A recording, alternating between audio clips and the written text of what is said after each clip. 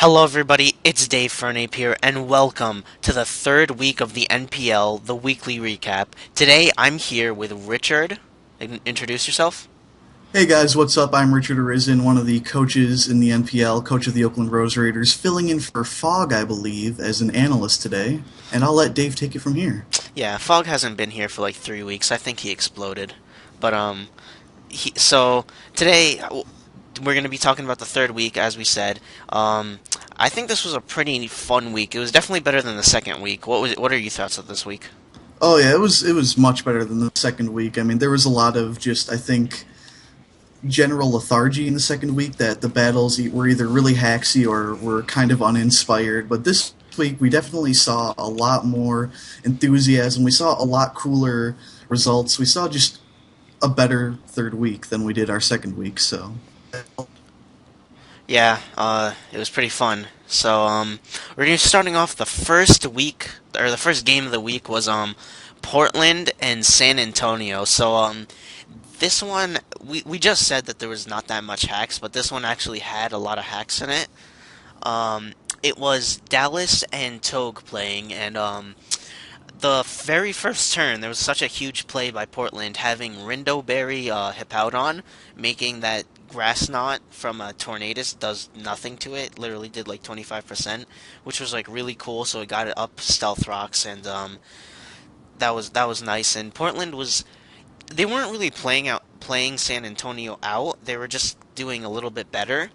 They weren't just like making them look bad, but unfortunately, Tornadus got some luck with Hurricane hitting and confusing. Some other things went wrong, but basically it was just San Antonio got pretty lucky in that. I think San Antonio would have won 1-0. I think that was the actual score if there wasn't any hacks, but that's the way Pokemon goes, and it's a 3-0, and that's how we test. That's how the game tests each player, just through that type of stuff, to see what kind of player they are, if they can get past that and get past that obstacle the next match. yeah, I mean, it was definitely quite an awesome first turn. I was a little bit confused seeing Tornadus out there up against the Hippowdon. I assumed that, excuse me, I assumed that San Antonio would have predicted and would have seen the Hippowdon lead by Portland, but then it all made sense when they went for the Grass Knot. But then to have Hippowdon have Rindoberry basically nullifying the Grass Knot and getting up their rocks, that was pretty huge. Um, we had a Zoomerl belly drum on turn 5 quite early in the match as Cresselia uses Psychic. Clearly, San Antonio did not want a Zoomerl to get off a belly drum, but as we'll see, it just wasn't enough, and a Zoomerl will get a chance to do some big damage to something on San Antonio's team, taking out Empoleon at 94% health in one hit with a knockoff. Fortunately for San Antonio, they do have a Cloyster, which naturally outspeeds Azumarill and can definitely take an Aqua Jet, which they did. Poison Jab finishes off Azumarill's Reign of Terror right there. So then we see a Trick Scarf Latias set, which was very nice, used to cripple the Cresselia. Very thoughtful play by the Timbers, who was then able to defog away the rocks. Turn 17, we see Arcanine in against Tornadus, and Portland goes for the Toxic as San Antonio switches out into Rhyperior and misses. Very unfortunate for Portland, and this is where we start to see the hacks really come into play, as it seemed to have a pretty decent impact on the rest of the match. The bad luck then continues for Portland in the next several turns, where some bad Hurricane Confusion hacks causes the Hippowdon to go down. From there really was not much that Portland's team could do about Rhyperior, as long as San Antonio managed to deal with Infernape, which wasn't that hard given the Pokemon that they had left. We see that Trick Scarf Cresselia come back to haunt Portland later in the game, though, as Cress outspeeds Infernape now on turn 28 and manages to get off a big Psychic. Cress goes down, but the damage is done, and the severely weakened Infernape will not be able to survive a Volt Switch from Mega Manectric on the next turn. I don't quite know why San Antonio wanted to Tornadus first after the Volt Switch, maybe for a bit of style points by trying to finish it off with Hurricane. I'm not sure, I don't quite agree with it, but it doesn't matter because he then goes into Rhyperior and proceeds to one-shot full health Arcanine with Earthquake to end the game. I want to know what your thoughts are on the Azumarill play, belly drumming very early in the game, turn 5. I want to know what you think, Dave. So my thoughts on the Azumarill play was I was actually team building with Dallas, and so I helped him out to trying to like figure out we're trying to figure out how to counter Azumarill, and we made such a huge big deal on like how are we gonna beat this thing, how are we gonna beat this thing, how are we gonna beat this thing, and then it just never, it just did nothing, and it was funny to see.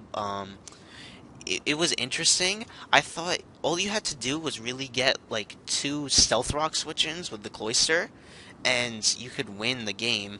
But um, I felt like he just went for it way too early. I basically the strategy that me and Dallas came up with is basically just be aggressive on the Azumarill. Don't give it a chance to do anything. Even if you have to like sack a Pokemon, you have to sack it. Just make sure that Azumarill doesn't get off a safe belly drum, doesn't isn't at full health, isn't gonna wreck you. So we had to play really aggressive with that, and that's just our mindset that I told him, and he definitely had the same idea. And I guess Togue just didn't expect that. Yeah, definitely. If I were Togavar in that situation, I definitely would have waited until threats like Cloyster and Empoleon were out of the way before even trying to think about setting up with Azumarill. But I think it was a little bit too early. He kind of wasted a big, big asset to his team very early on, and we see that Hax just eventually caught up with him in the middle of the game and led to his eventual downfall. Alright, so the next match that we actually had this week was Atlanta and Chicago, which picked up a big 5-0 victory. It was the ex-president Richard Nixon actually filling in for Stab because he wasn't here this week. He also wasn't here last week, and he isn't here. He's not going to be here for the week upcoming, which is surprising. We all hope you're okay, Stab. We hope, we hope you're We're not waiting for you dead. to come back. We miss you. I love you. Yeah, I love you. And so a It big was quite a tough uphill battle for Chicago. It seemed the whole match. I mean, they got out Sticky Web at turn one with Galvantula, and then Stealth Rock with Garchomp on turn seven. But Blastoise just spins them away on turn nine, taking I love Tentacruel's you. Giga Train. Oh my god. Let me start that over. But Blastoise just spins them away in turn 9, taking Tentacruel's Giga Drain on the chin. Poor Chicago seems to be struggling to find decent switch-ins to Atlanta's Mons for the first 15 turns. It then seems like Chicago starts to find their groove for several turns. HPI Sound Mienshao was a great idea, even if it didn't quite manage to take out the Landorus. He does make a great prediction, switching in Drapion, and he predicts Atlanta to send in Scion, but then loses his Drapion as he goes to set up Toxic Spikes, probably predicting Atlanta to switch Sylveon out, but Sylveon stays in, and down goes Drapion. Atlanta then proceeds to clean up the game with Swords Dance Doublade, or Doublade. I'm going to start that over. Atlanta then proceeds to clean up the game with Swords Dance Doublade, resulting in a very overwhelming 5 victory. Yeah, it's unfortunate that it wasn't like anything like hacks happened or even Mr. Nixon playing bad at all. It was just that's just how it happened, you know. Yeah.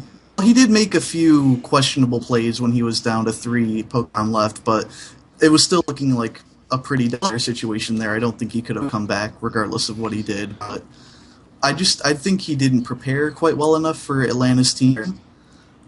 He didn't play terribly, but I think Atlanta definitely had a lot more time to prepare and played a little bit better. Yeah, when Mienshow, I don't know if you talked about it, but Mienshow that went high jump kick on Doublade, it was like I think he didn't really have a choice. Mr. Nixon just he had to make a play. He had no choice but to try to just make some sort of play and hope that Trev chokes. He could have just gone for knockoff, just maybe trying to get like one extra differential point, but it's go big or go home, and he tried to go big, and it unfortunately didn't work, and I don't know. I would have taken that same risk, to be honest, but I think the reason if I remember correctly, I think that Nixon said that he did not have anything to hit the double aid with, which was why he went for the high jump kick, trying to save himself a differential. Or I don't know what his reasoning was. I think he was trying to stop Atlanta from getting a kill on Mienshao or something. I don't remember exactly what the reasoning was, but I don't think he was actually running knockoff. If he was, though, I definitely think he still should have went for it on that turn. yeah, definitely. But that was just his decision, and it wasn't a bad decision. Hopefully, he can bounce back next week. I think he will, definitely, because he's got a pretty solid team. So, the next match that we had, the third match, was Toronto and Phoenix, which was that was such a powerful game right there. That was really nice.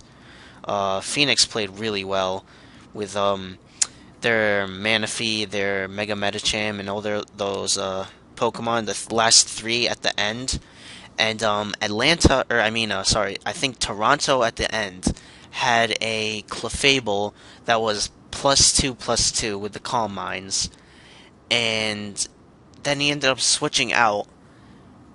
Which, if he didn't switch out, I think he would have just swept because I don't think a Mega Medicham, unless it flinched, would have been able to two-hit KO. So there had to be a flinch in there for him to lose, which is why he switched out. But that switch out eventually cost him the match, so that stinks. Yeah, I'm not entirely sure what the result of the match would have been if Jolt hadn't switched out, but definitely switching out the Clefable on that turn was not the right play. I definitely don't agree with it. And like you said, he may have been fearing getting flinched out, but I still think that he would have had a better chance to stay in there and, just keep blasting away at things. We also saw a little bit of bad Hurricane hacks. His Tornadus missed the Hurricane on the Manaphy switch-in, got it off on the next turn, and did a huge hit to Manaphy, but Manaphy was able to take it out with the Ice Beam, and from there, Jolt was just kind of at Cheese Boy's mercy. I really liked the fact that he did bring a Colberberry Reuniclus with HP Fighting. I thought that was really great. Caught the Bisharp off guard and managed to take it out. I think both players played very well, but I think the game ultimately came down to a lot of crucial hacks and that one mismatch by Jolt with the Clefable. I know that Jolt mentioned in the chat afterward that he predicted almost a totally different team to what Cheese brought, but he still did very well in the battle, which I think speaks volumes about Jolt's level of skill and overall preparation.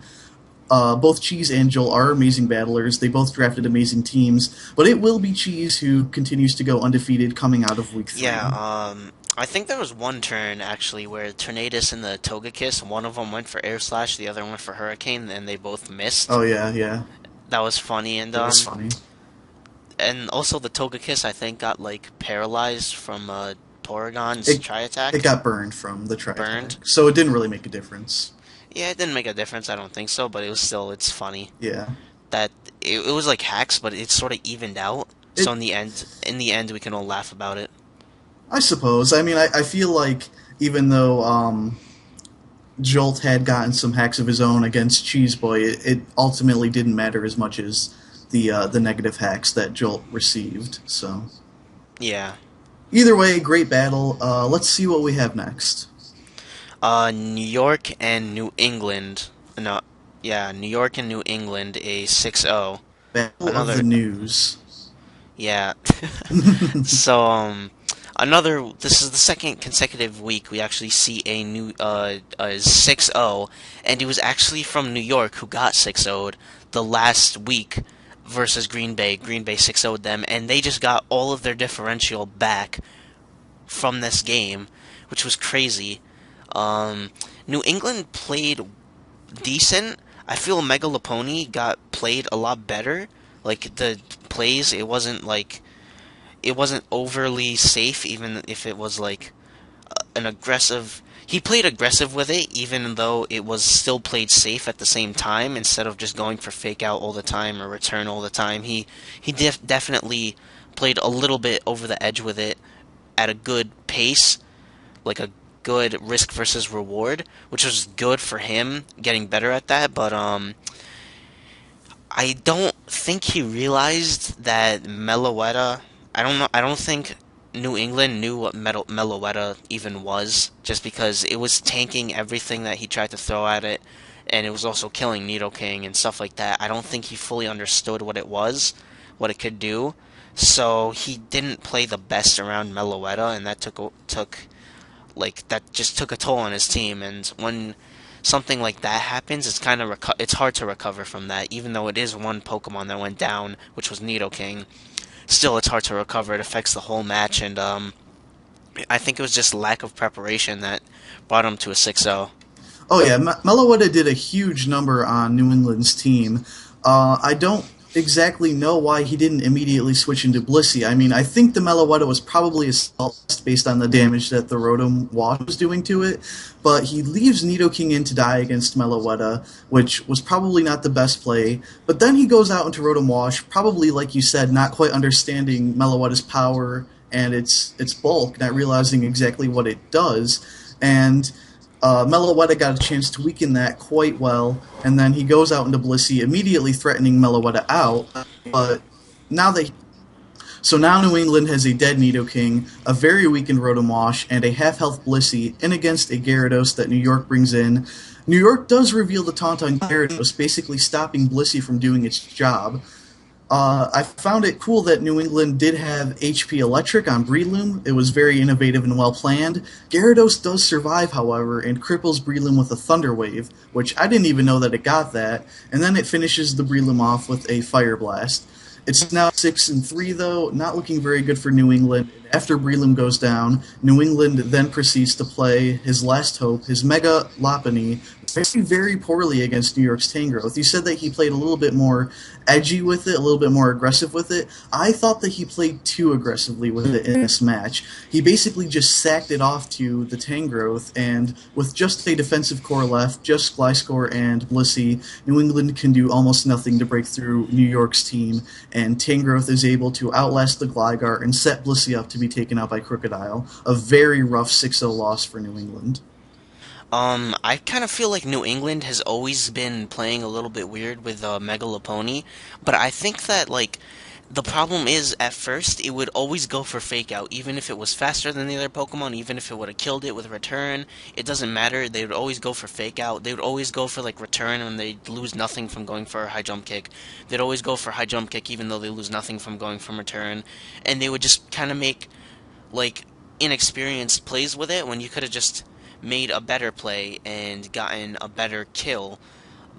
So I think that when they tried to change that and turn it around and make it so that I'm not gonna play dumb with my Megalopony, they didn't. It just kind of it was a rough relationship with that, trying to find a balance between aggressive but not sacking it. So it's just hard for him to try to figure that out, and I think maybe next week he's gonna be able to get the balance just because he played too safe with it, and then now he's playing too aggressive with it. So now he probably realizes New England probably realizes that I have to. They probably realize their mistakes. They probably realize what they have to do, and I think they're gonna come through. Um, yeah, and I don't have anything else to say about that. It was rough to see. It's sad to see from my friend, but it's okay. I think he'll bounce back definitely. Maybe not this season, but I think next season he's gonna get a good draft pick. Maybe get a different Pokemon besides Megalopony, like Mega Gallade, Mega Charizard X, and some new Pokemon, and tear up the next season. And he could make a comeback this season. You never know. He could just 6-0 everybody else, and that would be awesome. So the next match was Seattle and Detroit, which never happened. I'm actually going to fill in this week for Seattle because Jeremy unfortunately couldn't, and basically I just got news of this today, the day we're going to film this, that I have to fill in for Seattle just because they don't have, uh, Jeremy doesn't have the time. So I made my team. I took a while to make my team. I took a while to do my team builder. I was kind of nervous because I wasn't controlling my own team. I was controlling somebody else's team. So I kind of got a little bit nervous. So after I finally cool down, I get myself pumped up. I'm 100% ready. I type in the chat, okay, Ashley, I'm ready to battle. The second I type that, she goes offline. So it stinks, and but that's just it's gonna be made up and it's gonna be uploaded. It's gonna be uploaded to Jeremy's channel. It's gonna be uploaded to my channel, and definitely gonna be something to look for in if anything, week 11. If we can't even find some time, we'll make it up week 11. So definitely something to look forward to soon. And that's the explanation why it didn't happen this week. So our final match this week was Green Bay and Oakland, which Richard is Oakland. So talk about your match. All right, so I feel like I didn't start off the match quite well. I didn't realize that his Whimsicott was offensive at first, so he very easily could have just gone for a Moonblast on that first turn, and my Sableye would have been dead. It would have been taken out for the rest of the game, and Sableye really was my crucial win condition to the game. I thought that he would be just another Prankster set. I imagined that he would go for Leech Seed, and I would get the taunt off, and even though I'd be slower, I could get the taunt off, switch out so that he couldn't do any more prankster shenanigans on my other Pokemon. But things were going from bad to worse, pretty much. About halfway through the match, I found myself with just 3 Pokemon left against 4 of his Pokemon, most of which were still at pretty decent health. But then I kind of had another epiphany, like I did in my first week game against Jeremy, where I realized, hey, if I play Sableye well enough, I might be able to pull this off. So that's what I did. Sableye I had brought physically defensive, which turned out to be a very good decision on my part, as I was able to take hits from Mega Aerodactyl before it set up and get a lot of status off on pretty much all of his things. I think I toxicked the Quagsire. The Whimsicott was burned from very early on in the match, and one of the things that I did that I thought that I did really well was I started making really great predictions. And the first really great prediction that I made was when I had my Sableye in against his Quagsire and I switched out into my Roserade. In my mind, if he were to switch in Aerodactyl at any point on my Roserade and my Roserade wasn't like my Roserade basically didn't outspeed Aerodactyl, obviously, and so if he were to bring it in when I wasn't going for an attack, Aerodactyl could pretty much get damage off on whatever it wanted and maybe possibly sweep my team. So I had to be really careful, and I knew that once I brought Roserade in, he would bring Whimsicott in, and Whimsicott would die, and then just bring in Aerodactyl and get big damage off. So I switched back out. I pulled a double into Sableye as he brought in his Whimsicott, which then died to its burn because it was low enough health, and that really put me in a good position. We were back to even 3-3, and then we had a bit of a stall war with him switching out his Quagsire to stop the toxic damage from racking up too fast. I thought it would be more of a defensive Quagsire. It was actually more offensive, which I think almost lost me the game there because I didn't really prepare for an offensive Quagsire. But I did eventually catch his Mamoswine with a burn. I predicted exactly how many turns of Toxic he would waste before going into Mamoswine, caught it with a burn, and then from there I just proceeded to play around his threats until they were all dead. So I think that's what earned it to be the game of the week this week, and I was very proud of that match. Michael played excellently. I just happened to play a little bit better towards the tail end of the game and came out on top. Yeah, definitely. So, next we're beginning into the trades. We had a lot of activity this week, definitely, especially since this is when free agency starts, so everybody's making a bunch of moves. There is so many weird trades. There was an NPL first for trades and some normal trades, but definitely a busy week. So let's get started. The first trade was Halucha from the Palkias going to Seadras for Registeel. Do you want to talk about it? Yeah, sure. So I actually played Jeremy, the Seattle Seadras, who is now going to be taken over by you for a little bit until he gets stuff settled down. I played them in the first week, and it seems odd to me that Halucha would be going to them for Registeel when he already has a good fighting type on his team in his Mega Gallade. I can understand if he wants to have another fighting type, and I mean Halucha and Gallade do different things, so I can kind of understand that, but he also has a few flying types, so he's not really lacking in either department. So him trading away his Registeel seemed a little odd to me, but I'm sure he has a plan for it. Yeah, definitely. It's weird. It was a weird trade, especially since I was taking over his team. Um, it's just, I think he just, Registeel also doesn't have a purpose. Like when I was looking at it, when I was trying to use it, it was not useful. Tyranitar is better in every single aspect. So I don't like Registeel on the team.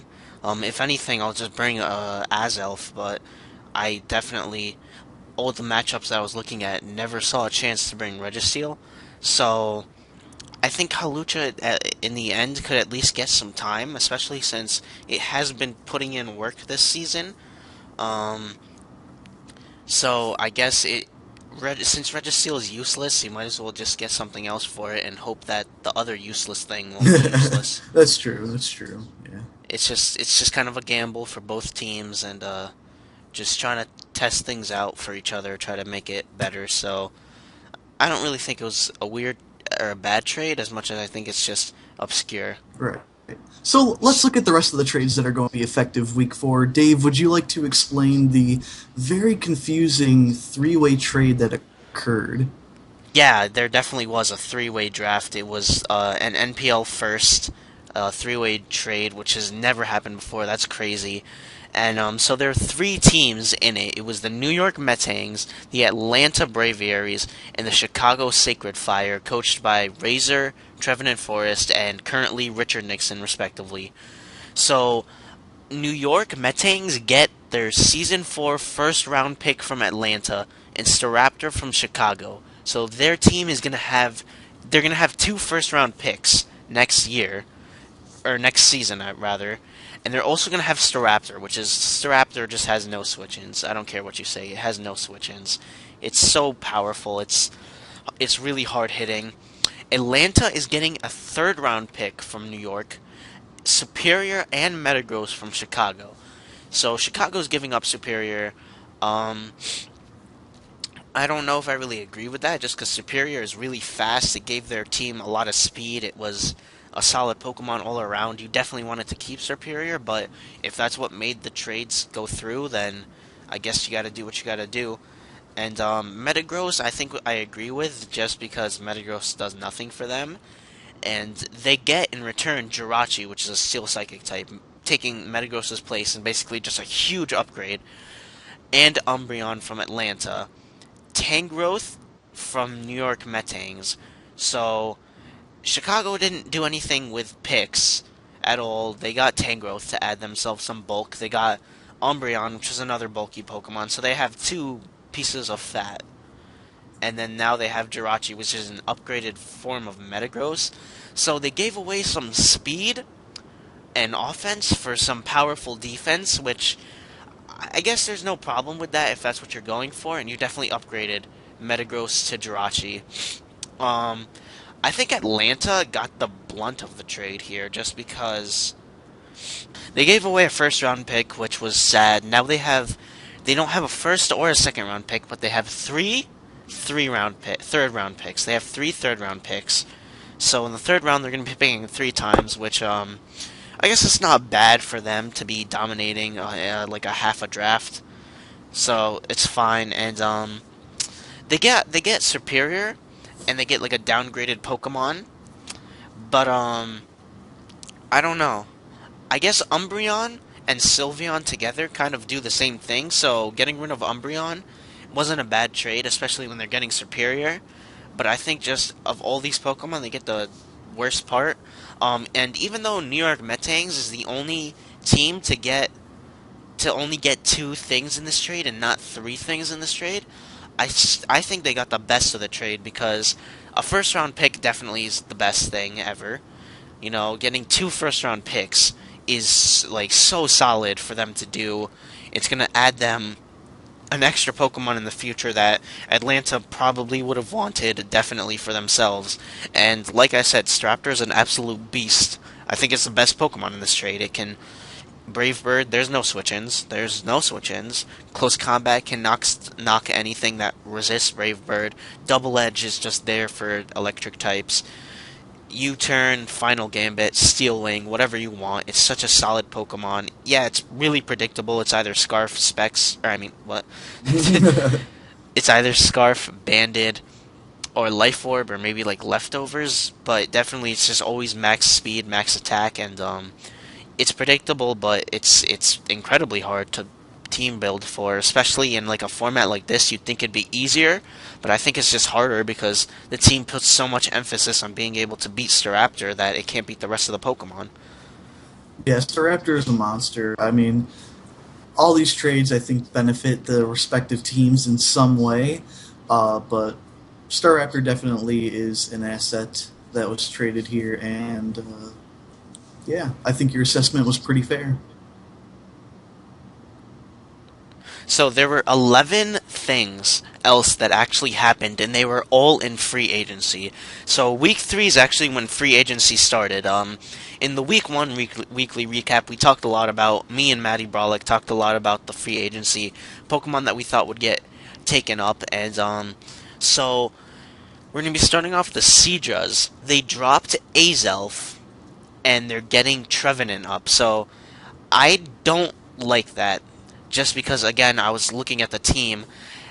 Azelf and Registeel both kind of did the same thing, like to an extent, except one was faster, one was bulkier. Definitely Registeel bulkier, Azelf faster. But you can never bring them. Almost, I feel like you can only bring one or the other, so there's no point in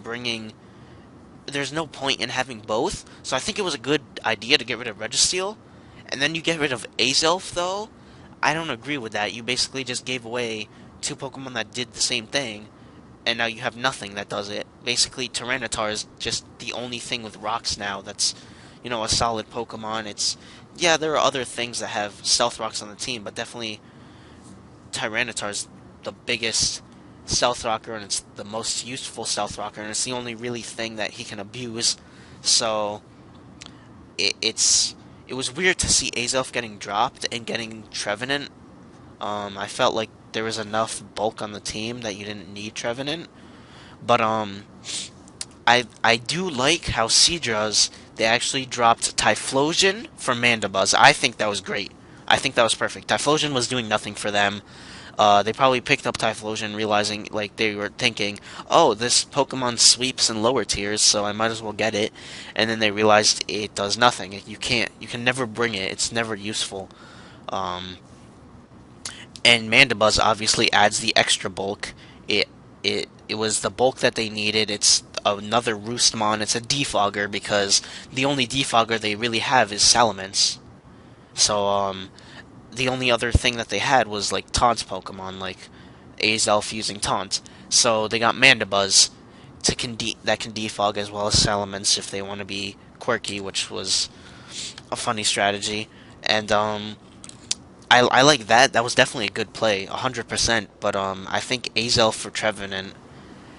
I don't know. I don't agree with that. Or they should have just kept Registeel. But I think keeping Azelf and getting rid of Registeel and then picking up Mandibuzz would have been the best outcome for them. I don't know. I just didn't like that them picking up Trevenant. Yeah, I don't really agree with the Azelf for Trevenant trade, and for the fact that I don't really get what Trevenant is going to do for their team. I mean, I can kind of see that they were looking to pick up a grass type. I think they definitely needed a grass type on their team, but I mean, it makes sense to kind of get rid of Azelf. I mean, he already has a psychic type in Mega Gallade, and we've seen so far that psychic types don't really have that big of a role in this league so far. I mean, the only team that I've noticed that has quite a big weakness to psychic is Jolt team, to be honest. Jolt's team seems to be one of the only teams this season that is really struggling with the psychic type. So I don't know. To me, getting rid of a psychic type doesn't seem to be that big of a deal, although he did get rid of a rocker and a very versatile Pokemon in general for one that doesn't have as many sets it can run viably. It just seems that I mean Trevenant's a great Pokemon. It does have quite a few options, but it just doesn't seem as useful overall as Azelf was. Yeah. So the next team that made some plays was the Timbers. The Timbers actually took down. They dropped all three of the droppable Pokemon that they had, which was Zoroark, Magneton, and Crobat, and they picked up Kyurem, Sandslash, and Electros. Um, I I don't know. Kyurem for Zoroark was definitely pretty smart. Crobat for Electros, I kind of liked Crobat just because it was super fast. It gave him a lot of speed. I guess Sandslash is not a bad, or I mean Electros is not a bad Pokemon just because it could run Assault Vest, it could run Choice Band, Choice Scarf, Choice Specs, Leftovers, Life Orb. It can run all sorts of sets, whereas Crobat's kind of limited to either like bulky Defog or like offensive like Choice Band or Life Orb. Um, but I don't know, and I think dropping Magneton was incredibly smart for him, just because there's Magnezone also in the free agency. So he loses nothing by dropping Magneton. If Magnezone got picked, he could just bring Magneton back up. If one of the two of these trappers get picked, he can always find the other one and get it, and there's not that big of a difference between Magneton and Magnezone. Just Magneton's a little bit faster, Magnezone's a little bit stronger and bulkier. Um, I think the one Pokemon that shouldn't have been dropped was just Crobat, and I don't know why he wanted to get Sandslash. I don't. Yeah, he has a Hippowdon, so Sandslash could be abused in the sand, but I mean, like, there was also Stoutland. If you wanted to abuse sand, there's Stoutland, and Stoutland hits a little bit harder. Yeah, Sandslash can spin, which is nice, and it's also bulkier, but I don't know. I didn't really like that. I think Crobat was a solid Pokemon. Yeah. Yeah, Togefor definitely seems to, in my opinion, have downgraded his team a little bit. I mean, I don't have as much experience in the format as he does, and I'm sure that he has very good reasons for making the drops that he did and putting the Pokemon on his team. I'm sure he has a reason for doing this in a way that he's going to hopefully use them in the coming weeks. But to me, it just seems like he dropped a lot of variability. He dropped a lot of versatility, basically.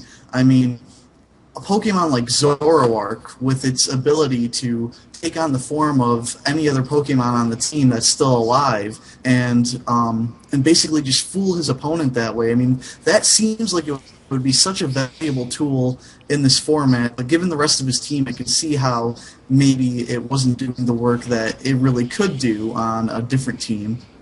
But I mean, getting rid of Magneton, he now doesn't have any electric types, or he has Electros. Sorry, he did pick up Electros, which I guess can still go and do the whole Volt switching initiative plays, but he loses a Steel type, which, if I'm looking at the rest of his team right, it doesn't seem like he has anything left to hit fairies really hard. I mean, I guess you can put. I think Infernape gets Poison Jab, but I don't think he has any stab options for taking care of fairies, which could be a little bit of a downer for his team.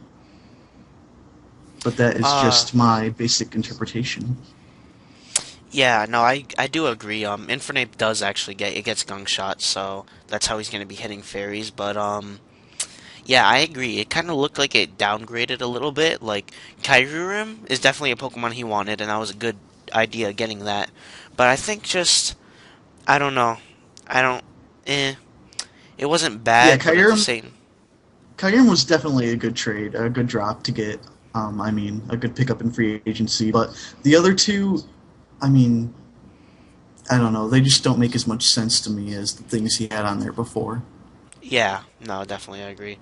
So then the Matangs, all they did was they made, in my opinion, the worst of the worst here. They dropped Dunsparce. You don't drop Dunsparce, okay? Dunsparce is amazing. You don't drop Dunsparce. Dunsparce, no.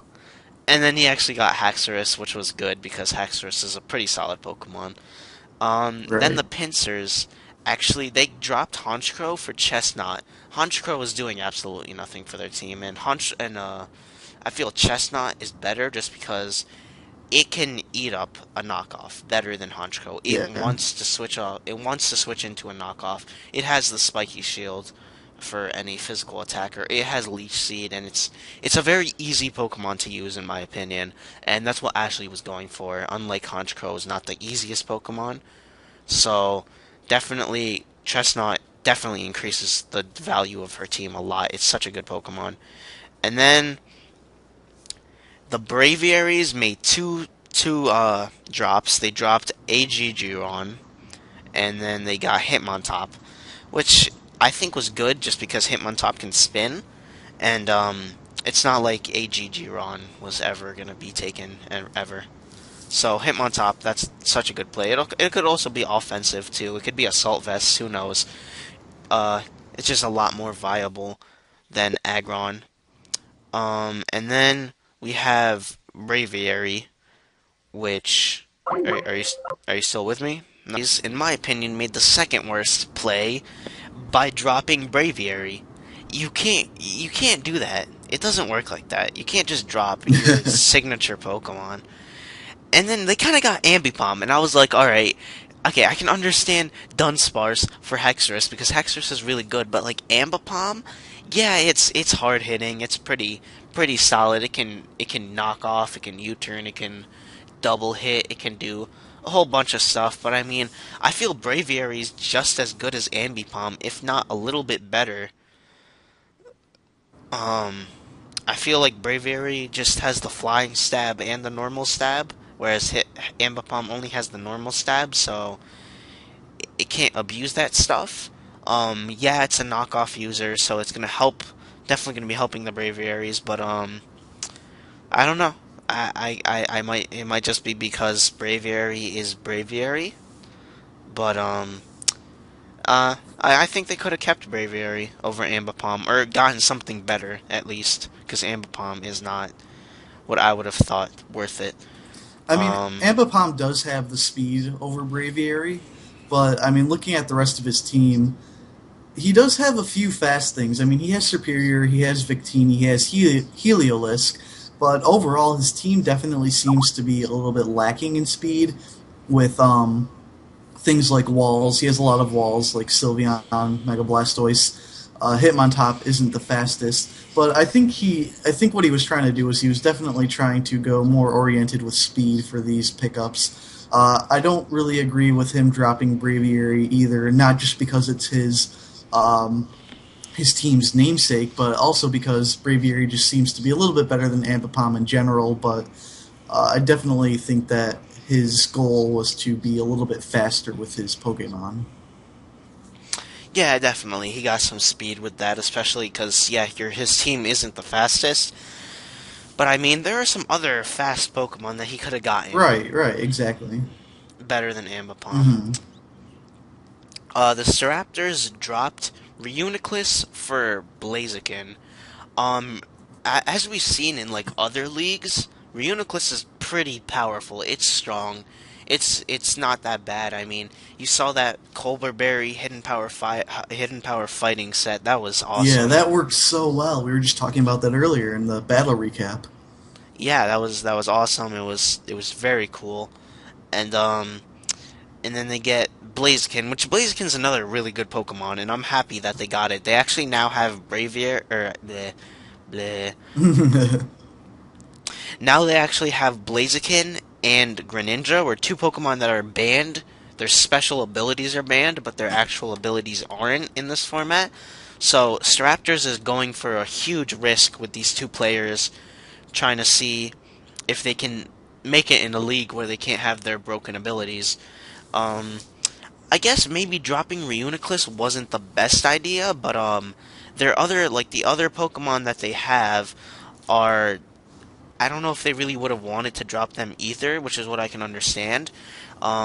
They could have dropped Tornadus I or Porygon Z. Porygon Z definitely never dropped that. That was such a good Pokemon for him. Tornadus I think could have been, it could have been dropped in my opinion. Yeah, I'm looking at his team, and Tornadus Eye definitely seems like something that he probably could have dropped in place of Reuniclus. I mean, it's unreliable in the fact that its most powerful thing to do is Hurricane, and Hurricane is only 70% accurate unless you're running Wide Lens, which then it takes away other options for Tornadus, and I think that I mean, he already has a flying type in Dragonite, and it doesn't really have any good flying stabs, but he has Skarmory as well. Definitely things that could have picking up the slack. Where, well, I said picking. He definitely has things that could have picked up the slack in Tornadus Eye's absence, and I think even though psychic types still aren't really doing all that much this season, I think it still could have. I mean, it did a lot against a Bisharp. I mean, that's saying something, and it was paralyzed. So I think he definitely was using Reuniclus pretty well, and I don't know. I just think that, yeah, like you said, there could have been a different replacement for this Blaziken. But I like Staraptors being gutsy and getting two Pokemon that nobody really knows, are they going to be good or are they going to be bad in the format. So Oh yeah, definitely, yeah. I like the guts there. I just think it should have been Tornadus Eye over Reuniclus. And then finally, we have, in my opinion, the best one by far. Like such a powerful idea was the Palkias getting rid of Escavalier. I don't even know. Escavalier, Escavalier. Escavalier, Escavalier. Escavalier, Escavalier. Escavalier, It's sad because my school mascot is a cavalier. and you can't say Escavalier. I just said it is a cavalier. Is a cavalier. I just said Escavalier. okay. So the Palkias dropped Escavalier for Darmanitan, which was awesome just because Escavalier does nothing and Darmanitan does everything. It's just like a Victini but worse. It's just like a baby Victini, in my opinion. Oh yeah. I mean, I agree that Darmanitan is definitely more useful in this format than Escavalier. I mean, I think Escavalier has a chance to be good, and I'm sure that there are ways to use Escavalier to make it good. But Darmanitan is just good almost all the time. Like that Scarfed Flare Blitz from a Darmanitan has a massive attack stat, and I mean you can run it Scarfed, Banded, Life Orbed. You can get creative with the Darmanitan. Usually it's kind of predictable of what set it's going to be, but there are options, and Darmanitan definitely is a great pickup for the Palkias. You can be real and you can use belly drum like me, Oh yeah, yeah, Belly Drum Darmanitan. That and actually, then I mean, if you don't run Flare Blitz, which is kind of counterintuitive on Darmanitan, but I mean, you're already going to be at like half health, maybe 75% if you run Citrus Berry after a Belly Drum, and you're not going to stick around long with a Flare Blitz. But I mean, there are ways that, yeah, Belly Drum could be an awesome set. you can also be like the greatest person ever and run Zen mode and like a special attacking one. Yeah, Zen Mode Darmanitan. I tried it and it's no, It's not good. no. Uh, I think I tried it like so long ago though. Like I don't even remember. I hmm. don't even remember if it was me that tried it or if it was like a YouTube video. To be honest, it was so long ago that this occurred. I'm actually tempted to see what it's like, not in the format obviously because I don't have it, but just on my own to try it In the out. ladder, Yeah, to be honest, we'd probably win just because if any ladder player sees something that's not standard, they just die. right. Yeah, especially low ladder. Yeah. The free agency though, huge, made a lot of impact here. The there was Darmanitan going up, which is amazing. Pokemon getting picked. Maybe Kyurem, Haxorus, Chestnut, were you Blaziken. were you talking that whole time? No, no, no. I was just going off of what you were saying Oh, about okay. Pokemon that were picked that were really good. Oh, okay. Then restart what you said. So yeah, like a lot of good picks here: Darmanitan, Chestnut, Haxorus, Kyurem, things that we were actually pretty surprised not to see in the original draft, and I'm glad that now these Pokemon are kind of coming in. That people have kind of realized where things are not quite working out for their teams and starting to fill the gaps. Yeah, and maybe not the best Pokemon went down, like maybe Reuniclus or Braviary or Crobat or Dunsparce. I think Dunsparce. it's amazing, dude. I actually brought it to a match and it was like a mock battle just for fun, and it did work. Did you? It got one attack off. So much work. Dunsparce, the god of the format. Yeah. Um. So that was the weekly recap, everybody. It's going to be a little bit lengthy this week. It's a longer than the other weeks just because of the free agency being huge. Is there anything you'd like to add? No, just that if you guys happen to notice any like interruptions or like quick restarts in the final Shoutouts to version of the Skype. video, yes, Shoutouts to Skype. Skype was not behaving the way that we The wanted it to. the MVP. The MVP, Skype. the MVP of the recap, the true MVP of everything, Skype. The true owner of Dunsparce. Alright, so thank you all so much for watching. Check out Richard's channel. Check out my channel. Oh my Yeah. god, that scared the hell out of me. I thought something was like attacking you through Skype. Like, oh my god, what did you do? Yeah, check out our channels, guys. Check out the rest of the GBA. Thank you so much for watching and being patient. And Dave, I'll let you sign off. I love you, Dane.